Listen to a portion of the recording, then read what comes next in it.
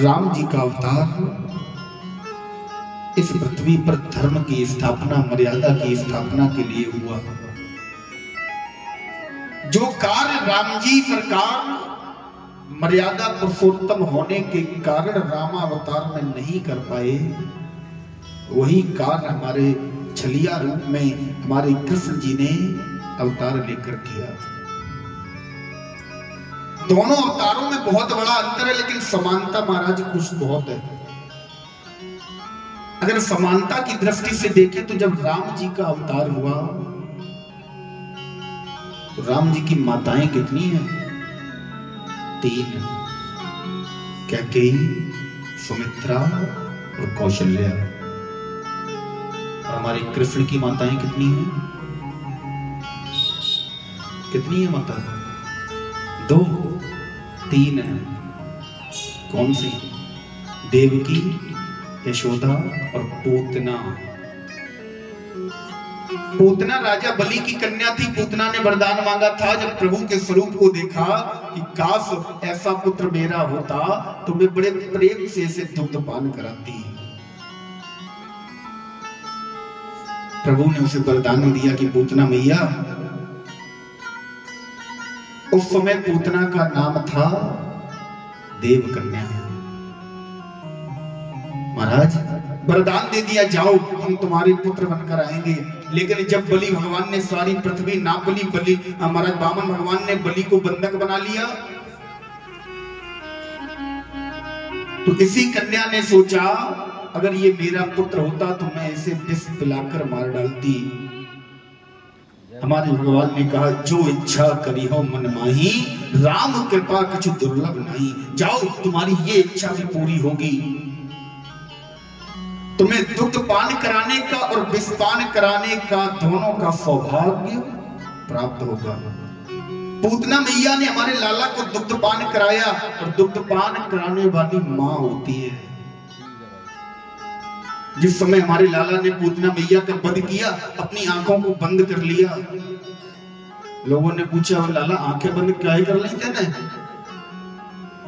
बोले भैया मैंने आंसू आंखें बंद करी कि ये मेरी मैया है, मैं इसका वध करूंगा तो कहीं मेरे अंदर मां के लिए प्रेम ना जाग जाए, तो मैं कहीं इसे अपने धाम पहुंचाने में चूक ना जाऊं।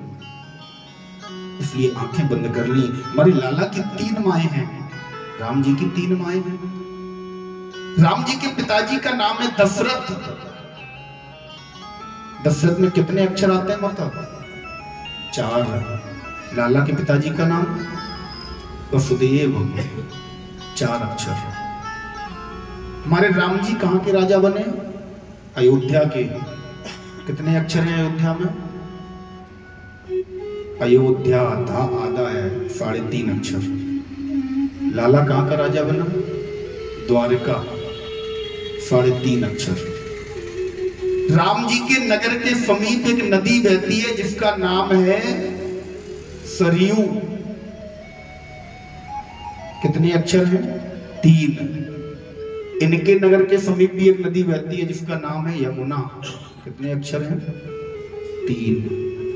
इनमें कोई अंतर नहीं है, बस केवल हमारे समझने का फर्क है। अंतर है तो केवल इतना कि राम जी की लीलाओं का हम आप अपने जीवन में अनुसरण कर सकते हैं, कर सकते नहीं, करना चाहिए। इनकी लीलाओं का अनुसरण करने के बारे में तो सोचने भी गलत है। ये कालिया नाक के फन पर नाचे, आप एक बिच्छू पकड़ कर दिखाओ।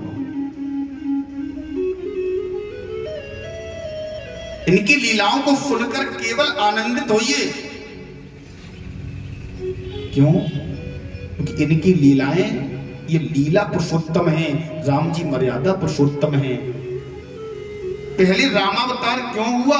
इसीलिए ताकि हम लोगों को प्रभु मर्यादा का पाठ पढ़ा दें, हमें मर्यादा में रहना सिखा दें, उसके बाद अपनी लीलाएं कृष्ण अवतार में आकर कर लेंगे, ताकि हम लोग भटके नहीं। हम लोग इनकी लीलाओं को देखकर इनकी लीलाओं का अनुसरण न करने लगे। और एक बात और बताएं, जिसने राम को नहीं समझ पाया वो कृष्ण को कभी समझ ही नहीं सकता। कृष्ण कोई कटोरी में रखा हलवा नहीं है जो मर्जी तब चाट लो। राम कहने पर मुंह से बोलकर देखिए राम, जीभ केवल ऊपर से नीचे होती है हमारी जबान, राम। और एक बार कृष्ण कहिए, कृष्ण। राम कहने पर हमारी जिह्वा तक को कष्ट नहीं झेलना पड़ता। इसे हम आसानी से समझ सकते हैं। राम का अनुसरण प्रत्येक व्यक्ति कर सकता है, करना चाहिए, लेकिन कृष्ण जिसका नाम इतना टेढ़ा है कि महाराज कृष्ण कहने मात्र से जवान आपकी 3 बार घूम जाएगी। कृष्ण आपकी जिह्वा 3 बार घूम जाए, उसे तुम समझना चाहते हो, उसका अनुसरण करना चाहते हो, कभी नहीं कर पाओगे। केवल बस आनंदित होइए, हाँ हमारा लाला है, इतनी सुंदर लीलाएं हैं इसकी, आनंदित होइए उन लीलाओं को देखकर। राम जी ने कोई लीला अपनी प्रभु वाली, भगवान वाली कोई लीला नहीं की, सारी लीलाएं मर्यादा में रहकर करी। इन्होंने जितनी लीलाएं करी सारी उल्टी पुल्टी टेढ़ी मेढ़ी, सब जिससे सिद्ध होता है हाँ ये पूर्ण ब्रह्म है। अगर कृष्ण को समझना है, लोग कहते हैं अगर राम को नहीं मानते तो कृष्ण को मानने की बुरा मत मानना, कृष्ण को मानने की तुम्हारी औकात भी नहीं है, समझ ही नहीं पाओगे तुम। जब तक राम को नहीं समझोगे तब तक कृष्ण को नहीं समझ सकते। राम हमारे सीधे साधे हैं, समझने में ज्यादा प्रयत्न नहीं करना पड़ेगा, समझ जाओगे। और जिस दिन राम को समझ गए, कृष्ण अपने आप तुम्हें मिल जाएगा। कृष्ण को तुम समझने लगोगे, ऐसे तुम कृष्ण का भी नहीं समझ पाओगे। अरे स्वयं गोपियां नहीं समझ पाई, नंद बाबा नहीं समझ पाए, यशोदा मैया, देवकी मैया, वसुदेव जी नहीं समझ पाए। हम आप किस खेत की मूली है, कृष्ण को समझने निकले। महाराज इनमें कोई अंतर नहीं है। बड़ा सुंदर एक भाव किसी संत ने लिखा है, जग में सुंदर है दो नाम, चाहे कृष्ण कहो या राम।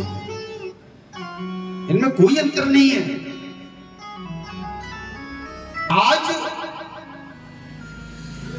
देवताओं ने जब प्रभु की वंदना की तो प्रभु ने कहा, कश्यप अदिति महातप कीन्हा, तिन कहूं मैं पूरब भर दीना, तिनके ग्रह अवतर जाई। मैं उन्हीं के घर अवतार लूंगा और बहुत शीघ्र मेरा अवध में अवतार होने वाला है।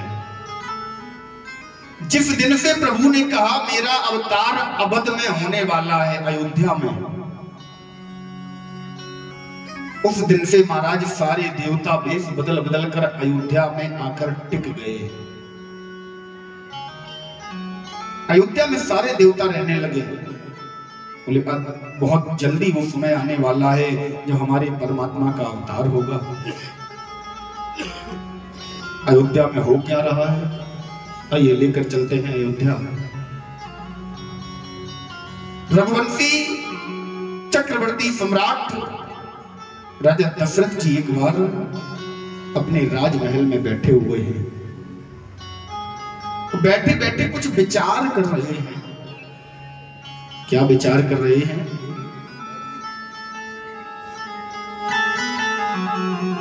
गोस्वामी बाबा बड़ा सुंदर शब्दों में प्रोकर रखते हैं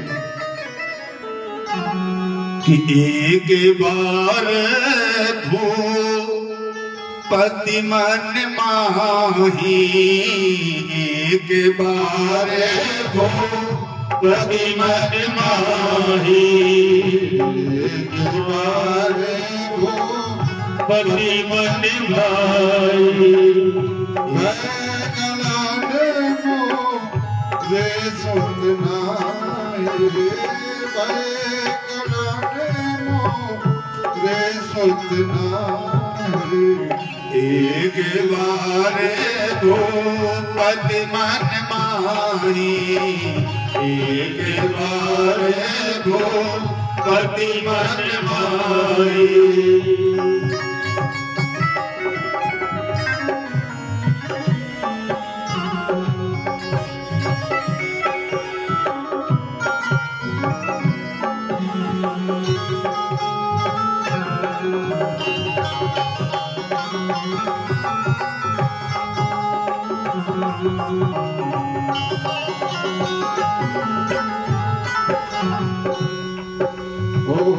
एक बार भूपति मन माही, एक बार भूपति मन माही।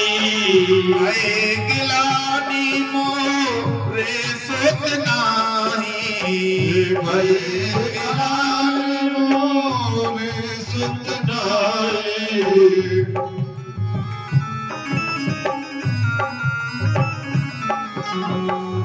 एक बार भूपति मन माही, एक बार भूपति मन माही। भय सुत नाही, भय गिलानी मोरे सुत नाही। एक बार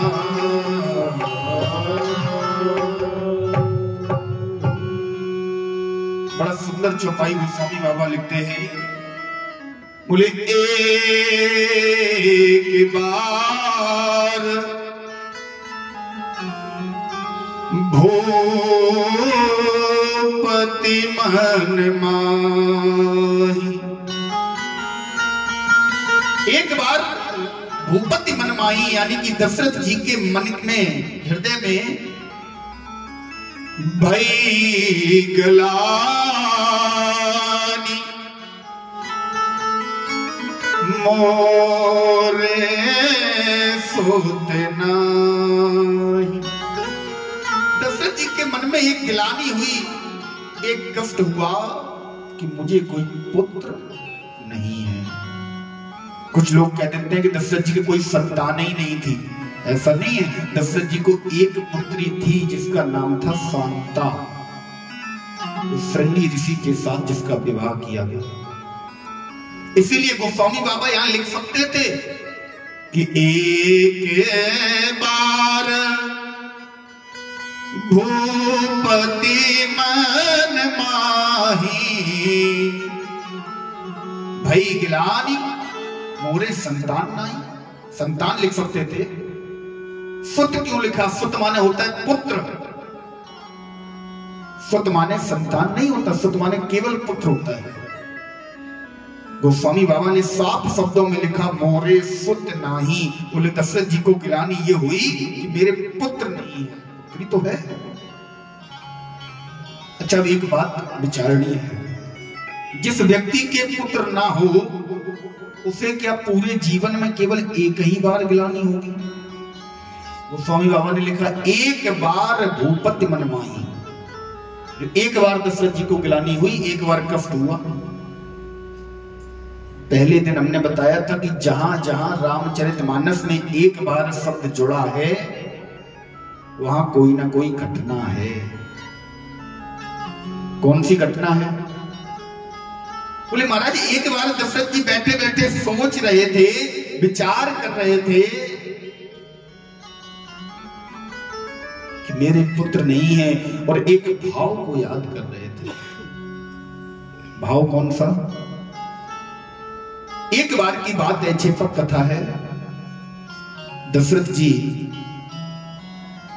का एक नियम था, दशरथ जी प्रत्येक पूर्णिमा को देवलोक जाया करते थे। देवलोक में इंद्र आदि सभी की सभा लगती थी। इंद्र दशरथ जी का मित्र था। इंद्र के पास जाकर इंद्रलोक से एक पुष्प लेकर दशरथ जी अपने घर में आकर मंदिर में चढ़ाते थे। एक बार दशरथ जी गए। जब दशरथ जी गए, वापस आ रहे थे, पुष्प लाना भूल गए। आधे रास्ते में स्मरण आया, अरे आज पूर्णिमा है, आज मैंने इंद्रलोक से पुष्प नहीं लिया। आधे रास्ते से लौट गए। लौटकर जब इंद्रलोक में पहुंचे तो क्या देखा महाराज, जिस स्थान पर दशरथ जी बैठे थे उस स्थान को धुलवाया जा रहा था। इंद्र उस स्थान को जल के द्वारा साफ करवा रहा था, धुलवा रहा था। दशरथ जी को शंका हो गई। हाथ जोड़कर दशरथ जी ने इंद्र से पूछा, इंद्र मेरे जाने के बाद इंद्र सिंहासन क्यों धुलवाते हो?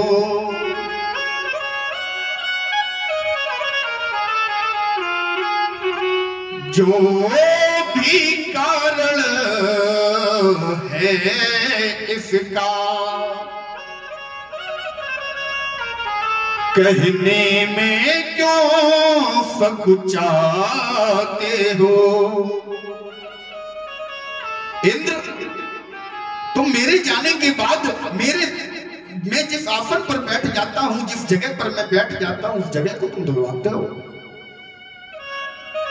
इंद्र, क्या मैं इतना अछूता व्यक्ति हूं? इंद्र, शायद इस भारतवर्ष में, पूरे अखंड भारत का, अयोध्या का चक्रवर्ती सम्राट हूं। रघुकुल का मैं दीपक हूं, रघुवंशी हूं। मैं इतना अछूता तो नहीं कि मैं जिस जगह पर बैठ जाऊं उस जगह को तुम धुलवा दो। इंद्र ने कहा, दशरथ जी, न तो आप अछूते हैं, न आप अशुभ हैं। बोले फिर क्या बात है? इंद्र ने हाथ जोड़कर कहा, बोले स्वामी मित्र, आप निपुत्री हैं, आपके कोई पुत्र नहीं है। देवताओं का ऐसा मानना है, जिस व्यक्ति के पास कोई पुत्र ना हो, जिस व्यक्ति के घर में कोई पुत्र ना हो, उसे थोड़ा अशुभ मानते हैं। दशरथ जी ने जैसे इन विचारों को सुना, आज उन्हीं विचारों को याद करके दशरथ जी आंखों में आंसू भरकर, यही विचार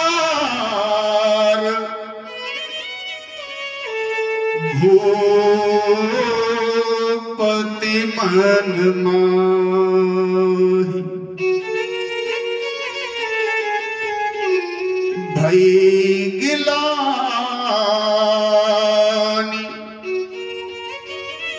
मोरे सुत नाही। आज उन्हीं विचारों को याद करके दशरथ जी रो रहे हैं। दशरथ जी को याद आ रहा है, बताओ हे विधाता, मैं ऐसा भी नहीं हूं कहीं सभा में बैठ सकूं, जहां बैठ जाता हूं वहां पर लोग जगह दिलवा देते हैं।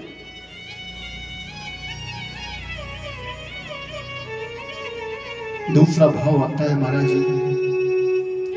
जिस समय देवासुर संग्राम हो रहा था, देवासुर संग्राम में देवताओं की तरफ से लड़ने के लिए दशरथ जी अपनी प्रिय रानी, कूटनीतिक रणनीतिक रानी कैकेयी के साथ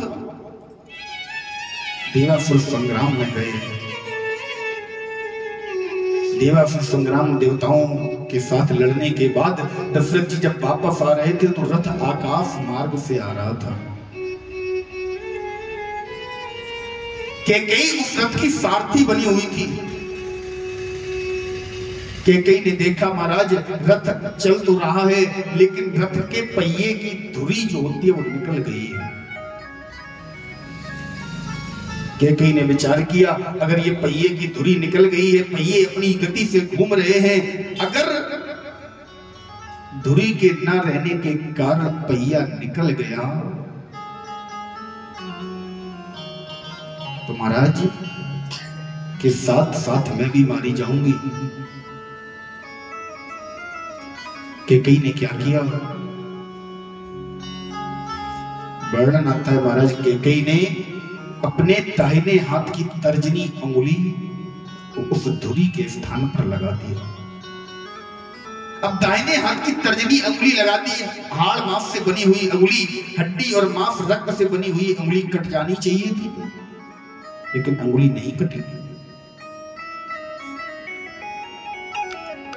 एक विद्वान संत कहते हैं, महाराज आप लोगों ने केले का वृक्ष देखा है? केला, केले के वृक्ष का आप एक पत्ता निकालिए, दूसरा पत्ता तैयार मिलेगा, दूसरा हटाइए, तीसरा, तीसरा हटाइए, चौथा।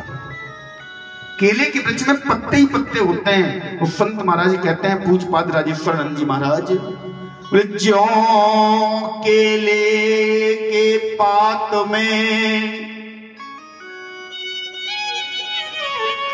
ज्यों केले के पात में, पात पात में पात, जो केले के पात में, पात माने पत्ते के अंदर पत्ता, पत्ते के अंदर पत्ता, पत्ते के अंदर पत्ता, और त्यों ही मानस की बात में, बात बात में बात। अभी बात चल रही थी कि महाराज दशरथ जी को एक बार गिलानी क्यों हुई, कब हुई? गिलानी हुई देवासुर संग्राम से लौटते समय, एक ऐसी घटना हुई। अब महाराज कैकेयी मैया की ये अंगुली ऐसी कैसे हो गई कि उन्होंने धुरी के स्थान पर लगा दिया? कटी क्यों नहीं? कट जानी चाहिए थी। बोले महाराज कैकेयी मैया ने एक बार छोटे से बाल्यावस्था में दुर्वासा ऋषि की आंखों में सोते समय काजल लगा दिया। दुर्वासा ऋषि ने श्राप दे दिया, जिस किसी ने मेरे चेहरे पर ये काजल लगाया उसका पूरा जीवन काला हो जाएगा। जिस अंगुली से ये काजल लगाया गया वो अंगुली जीवहीन हो जाएगी, स्थिर हो जाएगी, उसमें जीव नहीं बचेगा, प्राण नहीं बचेगा।